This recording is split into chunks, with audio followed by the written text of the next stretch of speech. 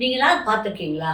இப்போ கலசத்தில் தண்ணியை வச்சு நமக்கு என்ன கும்பாபிஷேகம் பண்ணுறப்பையும் சரி, அதுக்கப்புறம் கலச பூஜையெல்லாம் பண்ணுவாங்க பார்த்துருக்கீங்களா?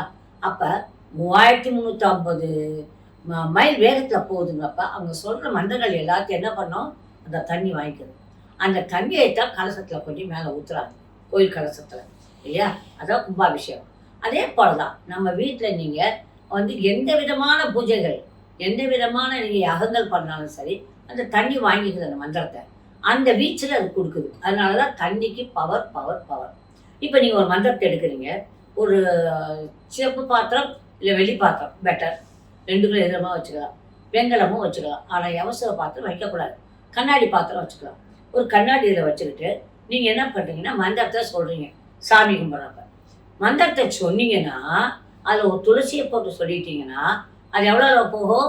3350 மைல்ஸ் போகிறது மட்டுமல்ல, இல்லை அதோடு சேர்ந்து துளசி பவரும் சேர்ந்துக்கிறோம். அவ்வளோ பவர். அந்த தண்ணியை 2 ட்ராப்பு குடித்தாலே போதுங்கிறாங்க. அப்படின்னா பார்த்துக்கோங்க. ஏன்னா அவ்வளோ பவர் அடங்கியிருக்கு.